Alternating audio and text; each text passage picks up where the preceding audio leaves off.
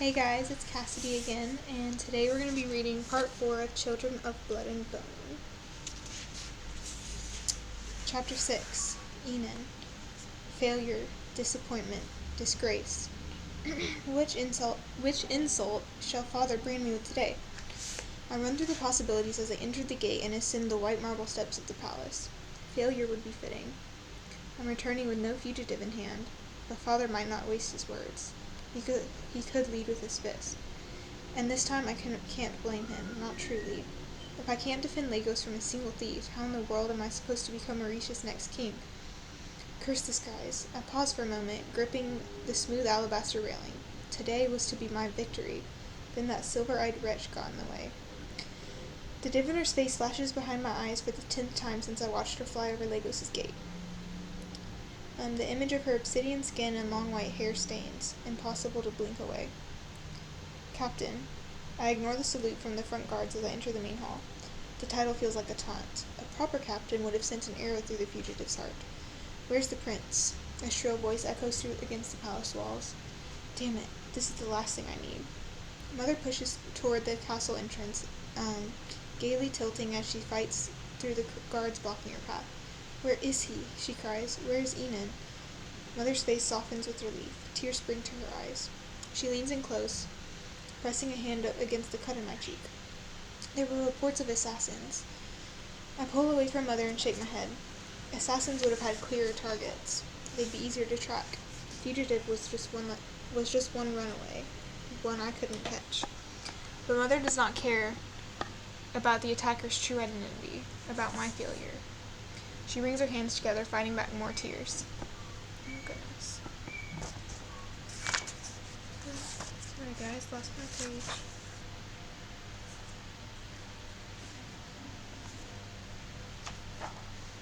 Oh, there we go. Sorry, guys.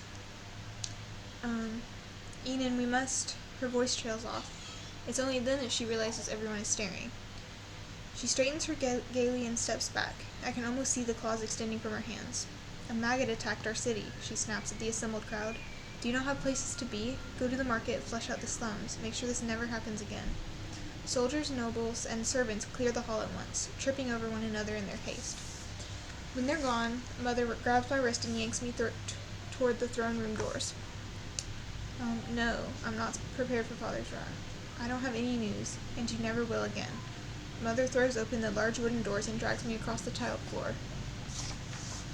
Leave the room, she barks. Like mice, the guards and fainers scatter. The only soul brave enough to defy Mother is Kaya. She looks unusually handsome in her black chest plate of her new uniform. Admiral? I stare at the decorated seal decorating her elevated rank. There's no mistaking it. She's moved up. But what about Eboli? The harsh smell of spearmint stings my nose as we near the throne. I scan the tiles, and sure enough, 2 distinct patches of fresh blood stain the cracks. Skies. Father's already in a mood. That includes you, Admiral. Mother hisses, folding her arms across her chest. Kaya's face tightens. It always does when Mother dresses her with ice. Kaya glances at Father, who gives a reluctant nod. My apologies. Kaya bows to Mother, though there is no apology in her tone. Mother trails Kaya with a scowl until she exits the throne room doors. Look, Mother pulls me forward.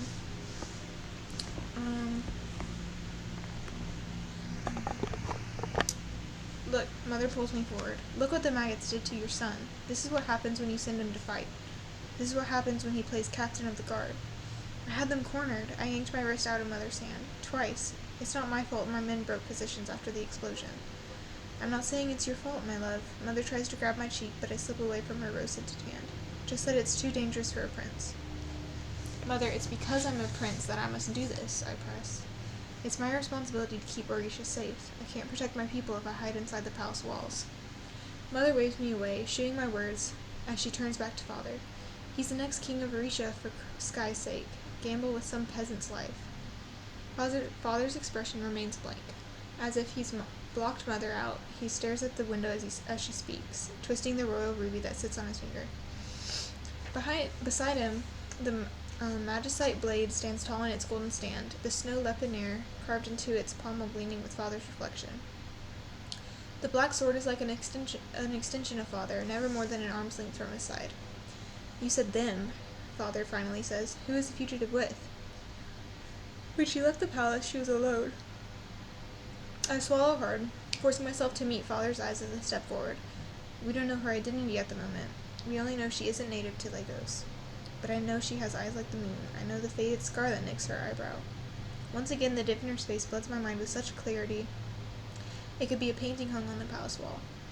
Her full lips part in a snarl, her muscles tense against her lean build. Another prick of energy pulses under my skin, sharp and burning, like liquor over an open wound. The searing throbs beneath my scalp. I shudder, forcing the vile sensation away. The royal physician is reviving the checkpoint guards, I continue. When they come to, I will have her identity and origin. I can still track them down. You will do no such thing, Mother says. You could have died today. And then what?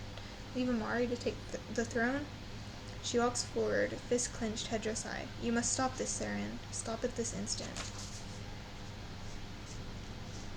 I jerk my head back. She called Father by his name. Her voice echoes against the red walls of the throne room, a harsh reminder of her gall. We both look at Father. I can't fathom what he'll do. I begin to think Mother's actually won for once when he speaks. Leave. Mother's eyes widen. The confidence she wore so proudly drips off her face like sweat. My king, now, he orders, even in his tone. I require a private word with my son. Mother grabs my wrist. We both know how Father's private words usually end, but she can't interfere. Not unless she wants to face Father's wrath herself. Mother bows, stiff as a sword. She catches my gaze as she turns to leave. New tears streak the powder caked into her cheeks. For a long while, the mother's departing footsteps are the only sounds to fill the vast throne room. Then the door slams shut. Father and I are alone. Do you know the fugitive's identity? I hesitate, a white lie that could save me from a brutal beating. But Father sniffs out lies like hyenas on a hunt. A lie will only make it worse. No, I answer, but we'll get a lead by sunset. When we do, I'll take my team, call up your men. I tense. He won't even give me a chance. Father doesn't think I can do it. He's going to take me off the guard. Father, I say slowly, please. I didn't anticipate the fugitive's resources before, but I'm prepared now. Give me a chance to make this right. Father rises from his throne, slow and deliberate. Though his face is calm, I've seen firsthand the rage that can hide behind his empty gaze. I drop my eyes to the floor as he approaches. I can already hear the shouts coming. Duty before self. Orisha before me. I failed him today. Him and my kingdom. Of course he's gonna punish me. I lower my head and hold my breath. I wonder how badly this will hurt. If Father doesn't ask me to remove my armor, he'll go for my face. More bruises for the world to see. He raises his hand and I shut my eyes, bracing myself for the blow. But instead of a fist against my cheek, I feel his palm grip my shoulder. I know you can do this, Enon, but it can only be you. I blink in confusion. Father's never looked at me this way before. It's not just any fugitive, he says through his teeth. It's Amari. Chapter 7. Zayli. We're halfway to Aloran before Zane feels safe enough to pull on Nyla's reins. When we come to a stop, he doesn't move. I must have sparked a new level of rage. As the crickets chirp in the towering trees, I slide off the saddle and hug Nyla's gigantic face, massaging the special spot between her horns and her ears. Thank you, I whisper into her fur. You're getting the biggest treat when we get home. Nyla purrs and nuzzles her snout against my nose, like I'm the cub she's been tasked to protect. It's enough to bring a smile to my face, but when Zane drops to the ground and stalks toward me, I know even Nyla can't protect me from this. Zane, what's wrong with you? He shouts with such fury that a family of blue-whisked bee-eaters flies from the trees overhead. I didn't have a choice, I rush out. They were going to kill her. What in God's name do you think they're going to do to you? Zane slams his fist into a tree with so much force that bark splits. Why don't you ever think, Zale? Why don't you ever do just what you're supposed to do? I did. I got 500 for the sailfish. All the money in Orisha won't save us now. Zane palms his eyes, smearing tears on his cheeks. They're going to kill us. They're going to kill you, Zale. Please, the girl squeaks, drawing our attention. She possesses an uncanny ability to shrink. I forgot she was even there. Her face blanches.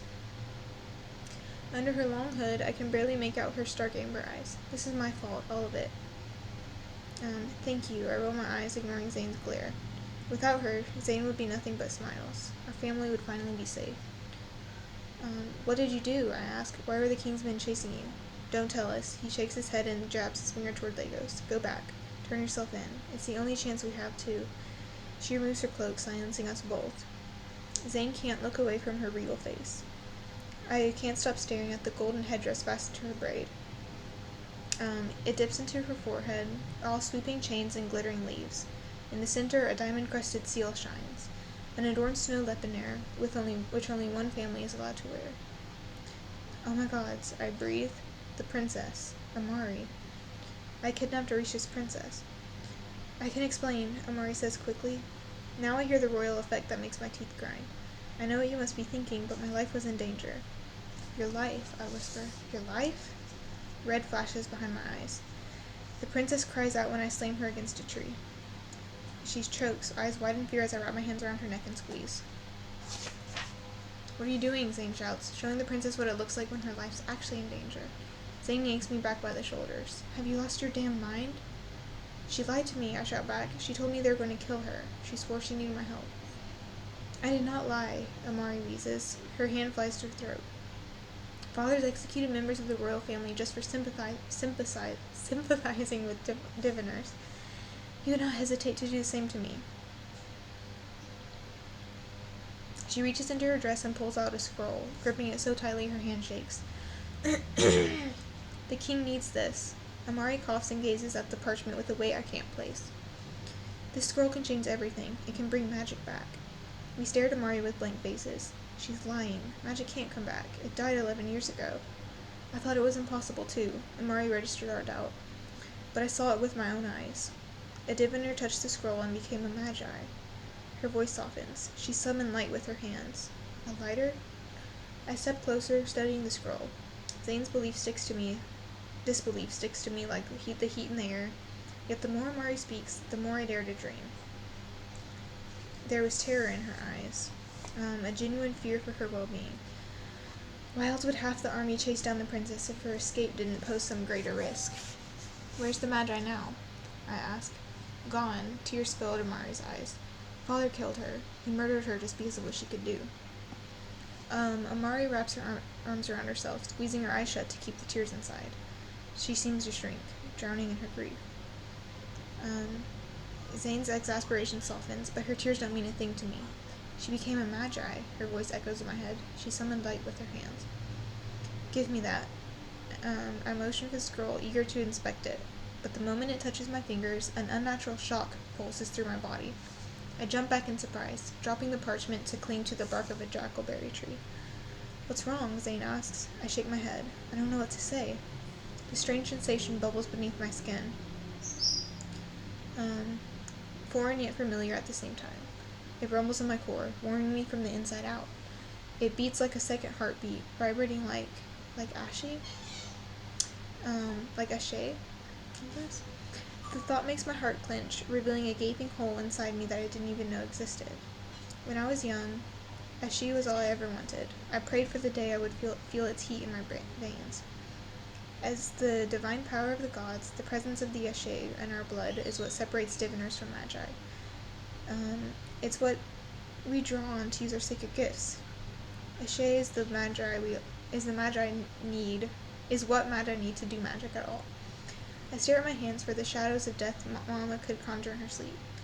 When Ashay awakens, our magic awakens as well. But is that what's happening now? No. I crush the spark inside of me before it can blossom into hope. If magic is back, that changes everything. If it's truly returned, I don't even know what to think. With magic come the gods, thrust into the center of my life after 11 years of silence. I barely picked up the shattered pieces of me after the raid. If they abandon me once more, I won't be able to do it again. Can you feel it? Amari's voice drops to a whisper as she takes a step back. Kaya said the scroll transforms diviners into magi. When Binta touched it, all these lights burst from her hands. I turned my palm up, searching for the lavender glow of Reaper magic. Before the raid, when a diviner transformed, there was no guarantee what kind of magi they would be. Often they inherited the magic of their parents, almost always deferring to the magic in their mother's bloodline. With a Kosiden father, I was sure I would become a reaper like Mama. I longed for the day I would feel the magic of the dead in my bones, but right now all I can feel is an unnerving tingle in my veins. I pick up the parchment with care, weary it'll trigger something again. While I can make out a yellow painting of the sun on the weathered scroll, the rest of the symbols are unreadable, so ancient they look older than time itself. Don't tell me you believe this, Zane lowers his voice. Magic's gone, Zale. It's never coming back. I know he's just trying to protect me. These are words he's always told me before, wiping my tears, stifling his own. Words I've always listened to, but this time... Others who touch the scroll, I turn to Amari. Their magi now? Their gifts returned? Yes, she nods, eagerly at first, but with time her enthusiasm fades. Their magic came back, but Father's men got to them. My blood chills as I stare at the scroll. Though Mama's corpse flashes in my mind, it's not her face I picture bloodied and beaten. It's mine. But she didn't have her magic, a small voice reminds me.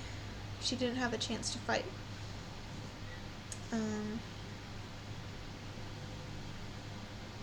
If what you say is true, Zane's anger cuts into my imagination. You can't stay. They're killing people for this. If they catch it with Zale... His voice cracks and my heart rips into so many pieces I don't know if my chest will hold.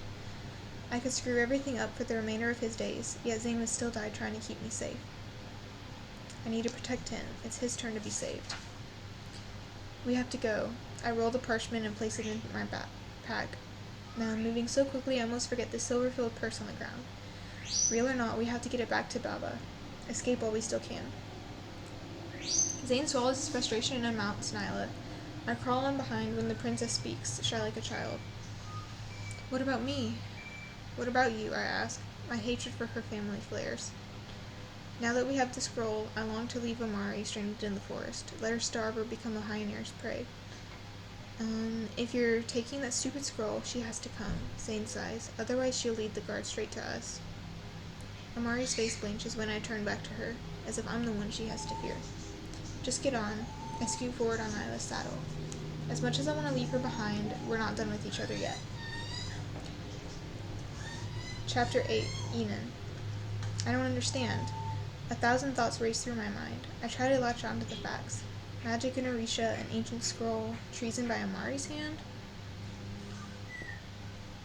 It's not possible. Even if I could believe the magic, I can't accept my sister's involvement. Amari can barely speak up at a banquet. She lets Mother dictate her clothes. Amari's never spent a day outside these walls, and now she's fled Lagos with the only thing that can bring our empire down. I think back, recalling the moment the fugitive girl crashed into me. When we collided, something sharp and hot crashed through my bones. A strange and powerful attack. In my shock, I didn't peer under the fugitive's hood. But if I had, would I really have seen my sister's amber eyes peering back? No, I whispered to myself. It's outlandish. I have half a mind to commit Father to the royal physician. But it's impossible to deny the look in his eyes. Crazed, calculating. Sorry guys, that's my bird. In 18 years I've seen many things in his gaze, but never fear, never terror. Before you were born, the Magi were drunk with power, always plotting to overthrow our line, Father explains. Even with their, insurgency, my father fought to be fair, but that fairness got him killed. Along with your older brother, I think silently. Your first wife, your firstborn son. There isn't a noble in Orisha who doesn't know of the slaughter Father endured at the Magi's hands. A carnage that would one day be avenged by the raid. Out of instinct, I fingered the tarnished pawn in my pocket, a stolen gift from Father. The Senate piece is the only survivor of Father's childhood set, a game of strategy he used to play with me when I was young.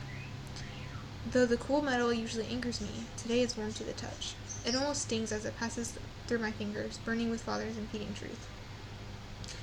When I rose to the throne, I knew magic was the root of all of our pain. It's crushed empires before ours, and as long as it lives, it shall crush empires again. I nod, remembering Father's rants from before the raid. All civilizations destroyed because those who had magic craved power, and those in charge didn't do enough to stop them. When I first discovered the raw alloy Bretonians used to subdue magic, I thought that would be enough. With magicite, they created prisons and weapons and chains. Following their tactics, I did the same. But even that wasn't enough to tame those treacherous maggots.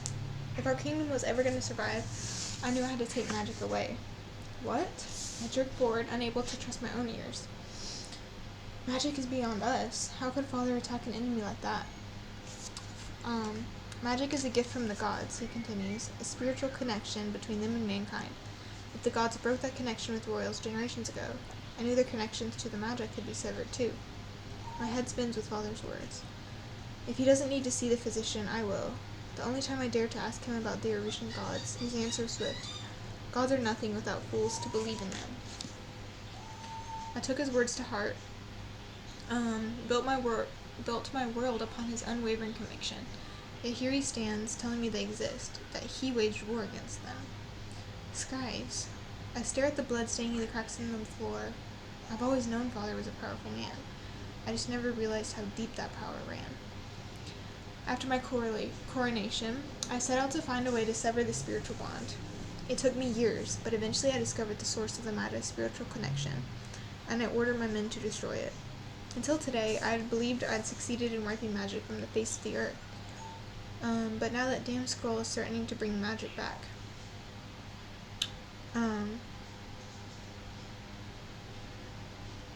I let Father's words wash over me, parsing through it all until even the most inconceivable facts move in my head. Break the connection, break the magic. Destroy the people after our throne.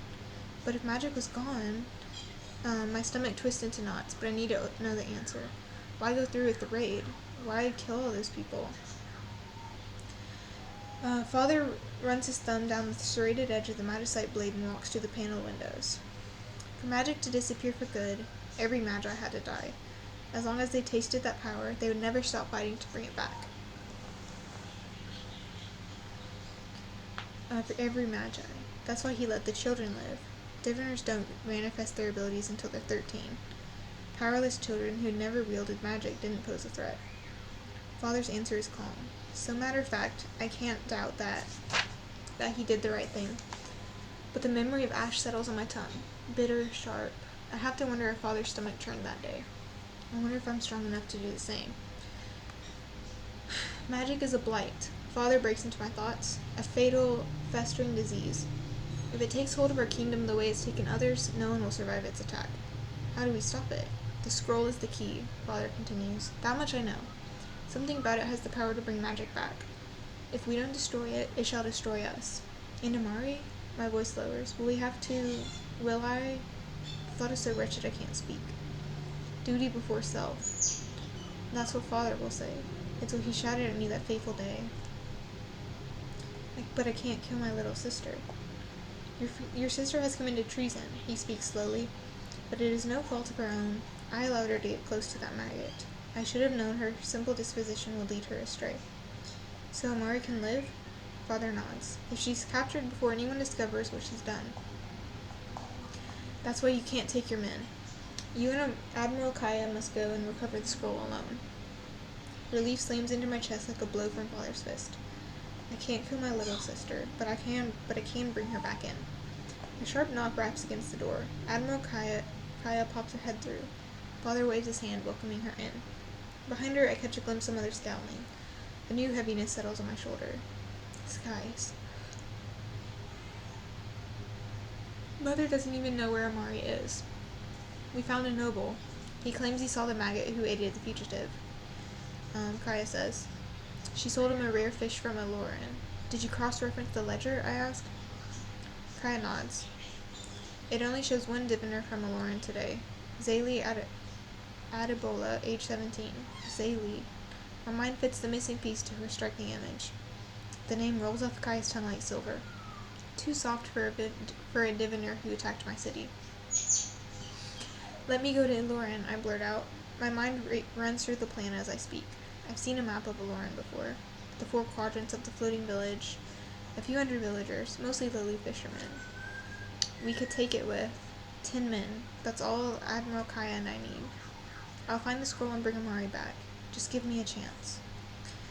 Father twists his ring as he thinks. I can hear the rejection sitting on his tongue. If those men discover anything, I'll kill them, I interrupt. The lie slipped from my mouth with ease. If I can redeem my former failures, no one else needs to die. But Father cannot know that. He barely trusts me as it is. He requires swift, unflinching commitment. And as captain, I must give it to him. Very well, Father agrees. Head out, be quick.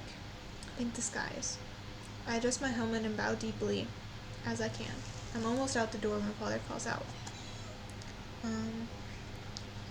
Enon, something twist in his tone. Something dark. Dangerous. When you have what you need, burn that village to the ground.